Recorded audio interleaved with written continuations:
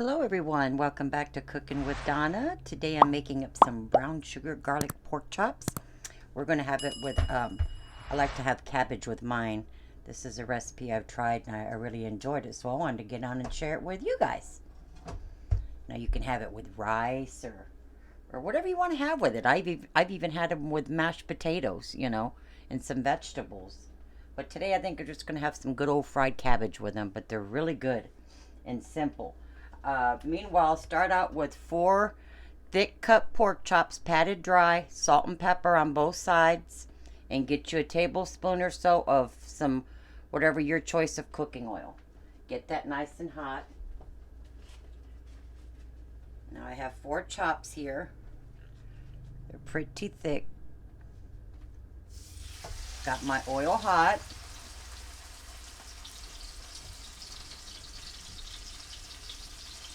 And what I'm going to do here with these is I'm going to sear them, and then I'm going to turn it down really low and put the lid on it. And I'm going to cook these until they get real tender, real slow. But let them get a good sear on them. Well, not too much of a sear. Just cook them a few minutes on each side, and then we'll cover them. We're going to turn the heat down real low where they're barely even sizzling, and more or less just let them do their thing. Let them swim in that yumminess and get nice and tender. And we'll be back probably about an hour or so it's going to take to slowly simmer them. But be careful not to burn them. Alright? Okay, I have these seared just on one side here. What I wanted to bring up now is when I get my lid on here, I'm going to get my lid on. And I'm going to turn it down low. Now you're going to see a lot of moisture happening in there. That's going to help tenderize everything. And just let it cook really slow. Like I said, be sure not to burn it. You're barely going to be simmering this for at least an hour till it's fork tender. Okay, mine have been going an hour and 25 minutes so far. It depends on the size of your chop and how low you're cooking it. Like I said, I'm going low and slow. Now, once that water, that condensation all starts evaporating, you're going to hear that fry. You hear that? Now, that's the time to watch for them. Get them nice and golden brown and continue flipping them here and there. But we're almost there. I'm going to go ahead and remove my top now. That way that condensation can cook out of there. Alrighty. I got them all browned up nicely, see there? And I'm going to take them out. Now, you may start losing some of the bone on there. See, like I did?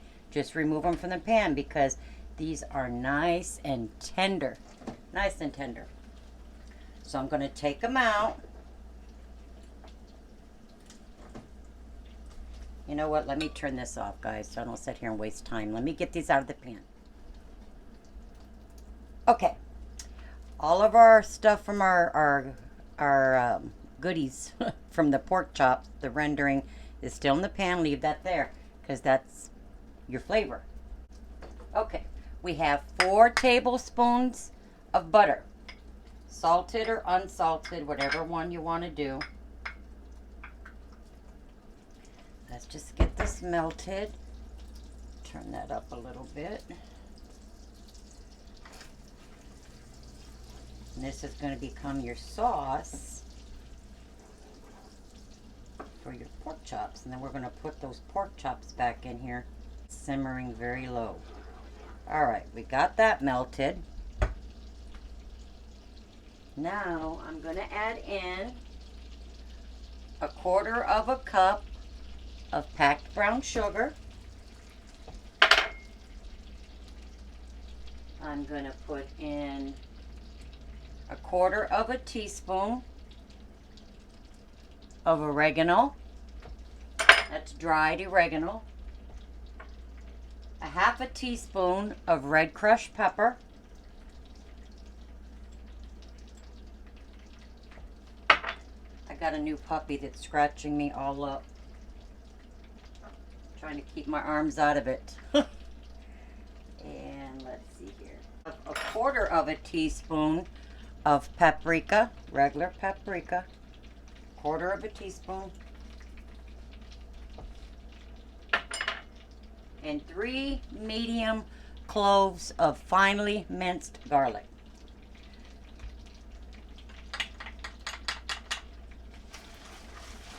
All right, stir that all up. Yummy, yummy. This is going to cook maybe a minute or so. And then we'll get our chops back in. Keep it moving around. Make sure you have this on low when you're cooking it, because you don't want to burn your garlic. Just for a minute or so. Okay. That's been going at least a minute. We're going to put our chops back in here, and we're going to cook them just until that sauce starts adhering to the pork chops real good. Turning them here and there. Just let them hang out here and suck up that yumminess. And I'm not going to cover them. I'm just going to let them slowly simmer. And I'm going to turn them here and there. Probably 6 minutes only. You don't want candy.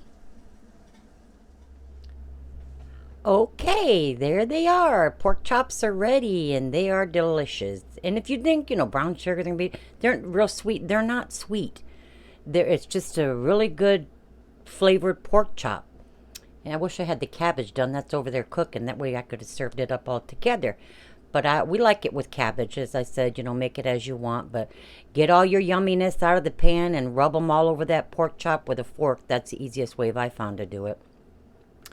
And eat up. I mean, really good, guys. They're different and they are very, very good.